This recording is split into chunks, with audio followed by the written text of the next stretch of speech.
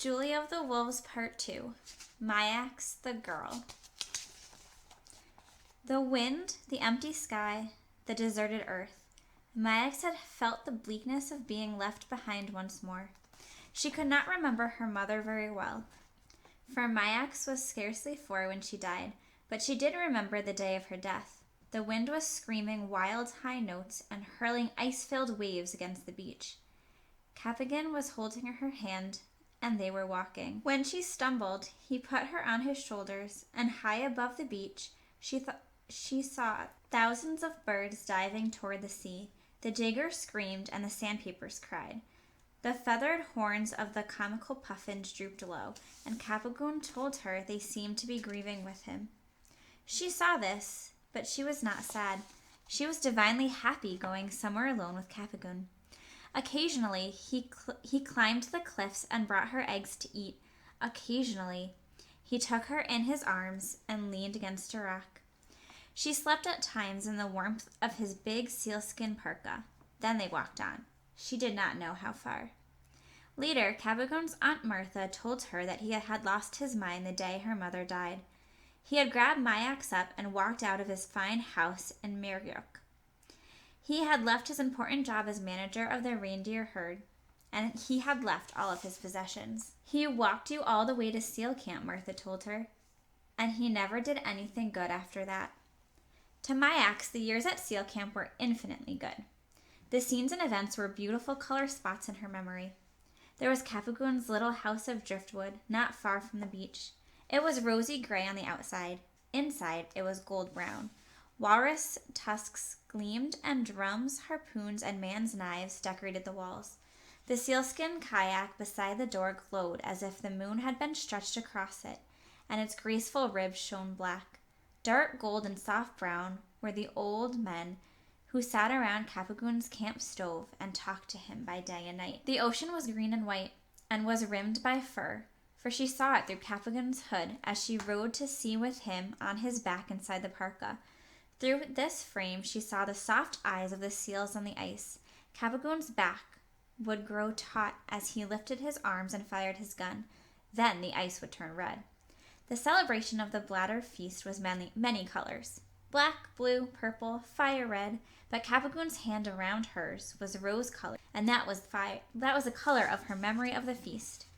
A shaman, an old priestess, whom everyone called the bent woman, danced. Her face was streaked with blood soot. When she finally bowed, a fiery spirit came out of the dark, wearing a huge mask that jingled and terrified Myax. Once, in sheer bravery, she peeked up under a mask and saw that the dancer was not a spirit at all, but Naka, Capagon's serious partner. She whispered his name and he laughed, took off his mask, and sat down. They talked and the old men joined them. Later that day, Capagon blew up seal bladders, and he and the old men carried them out on the ice. There they dropped them into the sea, while Myax watched and listened to their songs. When she came back to camp, the bent woman told her that the men had returned the bladders to the seals. Bladders hold the spirits of animals, she said. Now the spirits can enter the bodies of the newborn seals and keep them safe until we harvest them again. That night, the bent woman seemed all violet-colored as she tied a piece of seal fur and blubber to Myax's belt. "It's an Ingo tide," she said. "It's a nice little spirit for you." Another memory was flickering yellow, was of the old men beating their drums around Capagon's stove. She saw them through a scarf of tiny crystals that was her breath on the cold night air inside the house. Naka and Capagon were on their hands and knees, prancing lightly, moving swiftly. When Naka tapped Capagon's chin with his head, Capagon rose to his knees. He threw back his head, then rocked back on his heels. Naka sat up, and together they sang the song of the wolves. When the dance was over, the old men cheered and beat their paddle-like drums. "You are wolves, you are real wolves," they had cried. After that, Capagon told her about the wolves he had known on the mainland when he went to high school in Nome. He and his joking partner would hunt the wilderness for months, calling to the wolves, speaking their language to ask where the game was. When they were successful, they returned to Nome with sled loads of caribou. "Wolves are brotherly," he said. "They love each other, and if you learn to speak to them, they will love you too." He told her that the birds and animals all had languages, and if you listened and watched them, you could learn about their enemies, where their food lay, and when big storms were coming. A silver memory was the day when the sun came over the horizon for the first time in winter. She was at the beach close to Capagoon, helping him haul in a huge gleaming net. In it was a beautiful white whale. Out of sight on the other side of the whale, she could hear the old men as they cheered this gift from the sea. The whale was a mountain so high she could not see the cliffs beyond, only the sunlit clouds. Capagoon's huge black frostbitten hand seemed small as it touched the great body of the whale.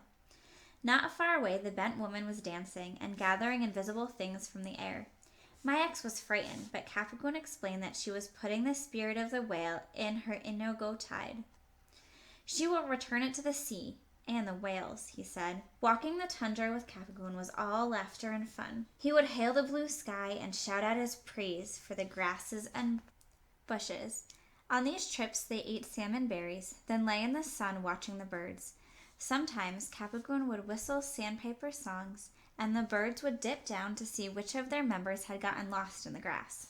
When they saw him and darted away, Capagoon would laugh. Fishing with Capagoon was murky tan in her memory, for they would wade out in the river mouth where the stone weirs were built and drive the fish into nets between the walls. Capagoon would spear them or grab them in his hand and throw them to the men in the wooden boats. Occasionally, he skimmed after the biggest cod and halibut in his kayak, and he would whoop with joy when he caught one and would hold it above his head. It gleamed as it twisted in the sun. Summers at Seal Camp were not as beautiful to Mayax as the autumns and winters, for during this season many families from Merak came to Nash Harbor to hunt and fish, and Capagoon was busy. Sometimes he helped people set nets. Sometimes he scouted the ocean in his kayak as he searched for seal colonies. During these hours, Mayax was left with the other children on the beach. She played tag and grass ball with them, and she pried prickly sea urchins off the rocks to eat the sweet meat inside.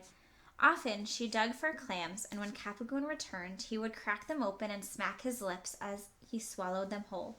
The Eskimos from Mayak spoke English almost all the time. They called her father Charlie Edwards, and Mayax was Julie, for they all had two names, Eskimo and English. Her mother had also called her Julie, so she did not mind her summer name until one day when Capagoon called her that.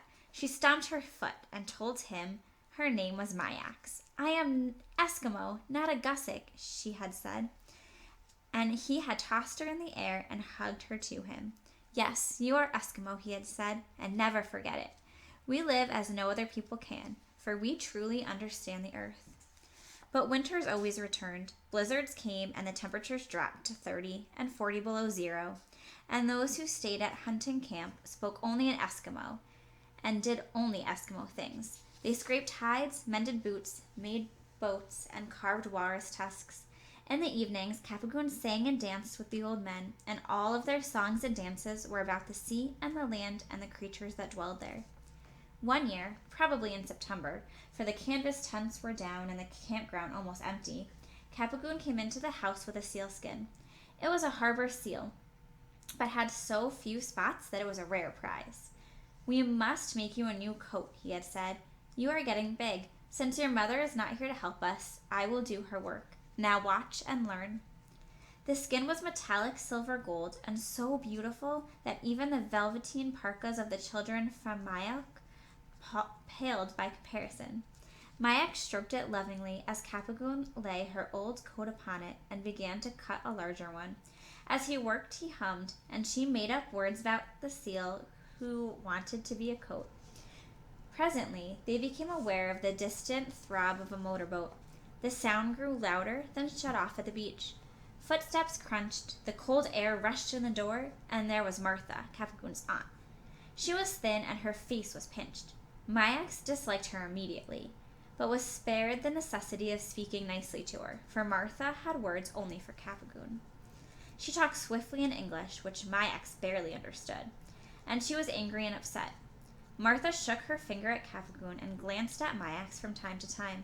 The two were arguing very loudly when Martha pulled a sheet of paper from her pocket and showed it to Cafagoon.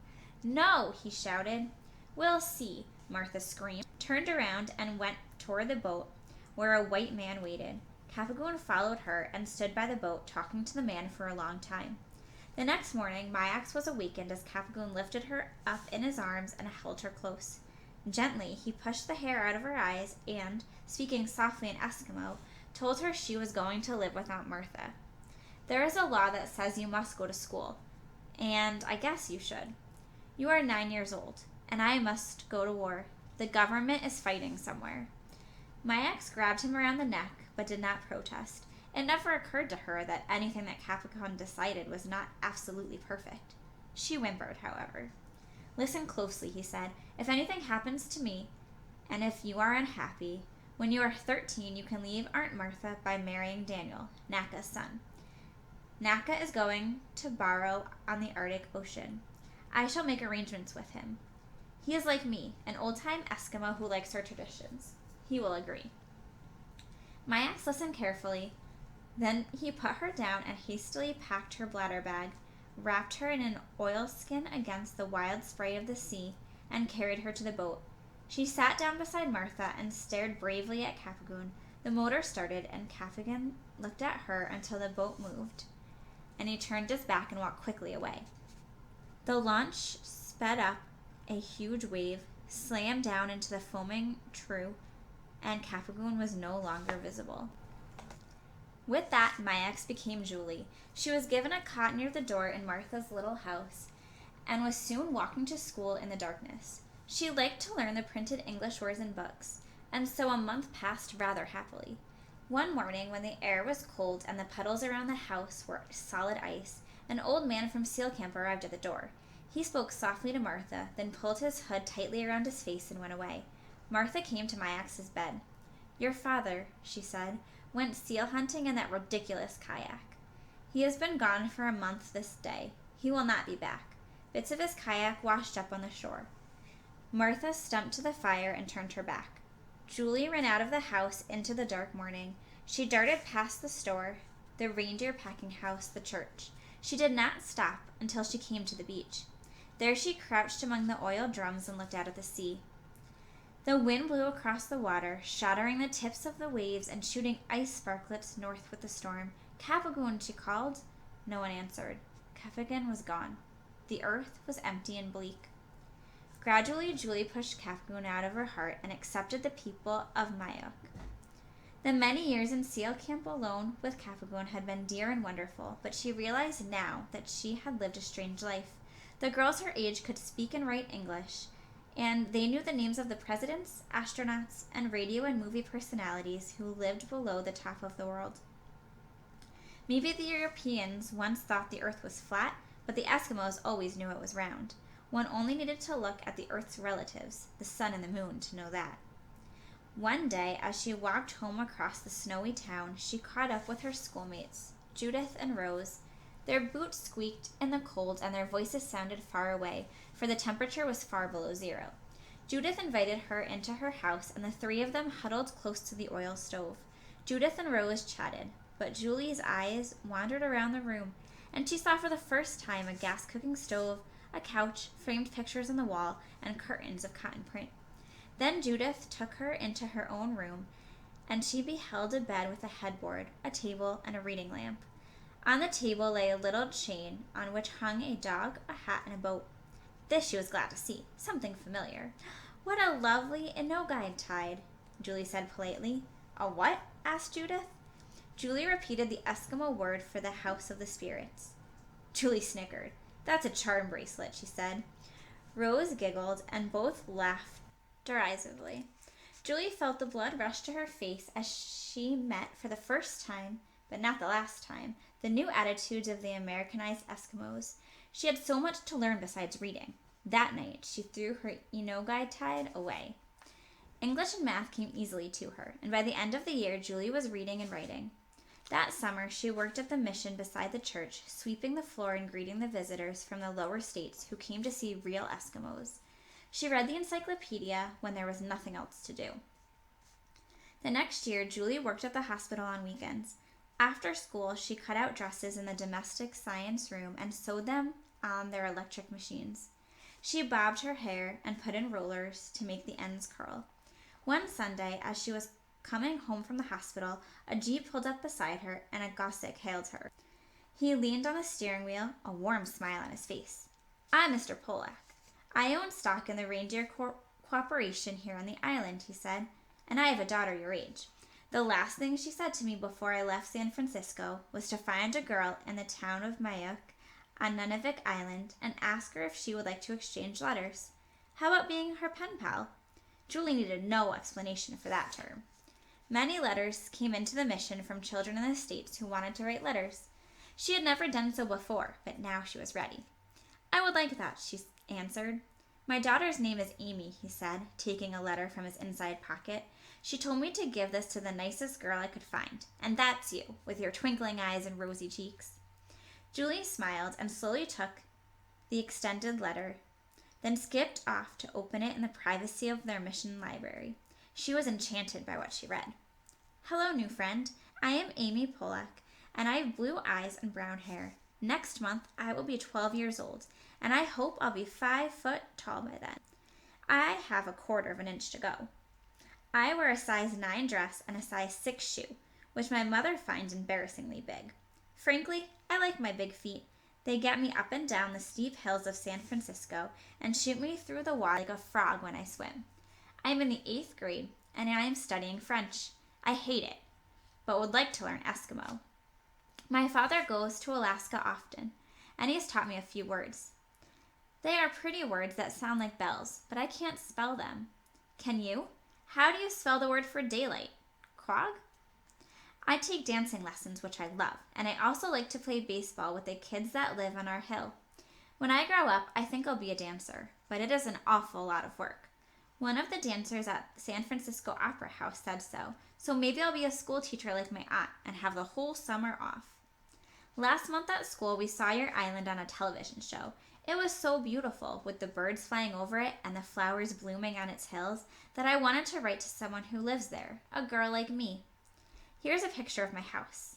That is me standing on one foot on the patio wall. Please write soon. Your new friend, Amy. P.S. When are you coming to live with us in San Francisco? Julie folded the letter and whispered to herself, "Daylight is spelled A-M-Y."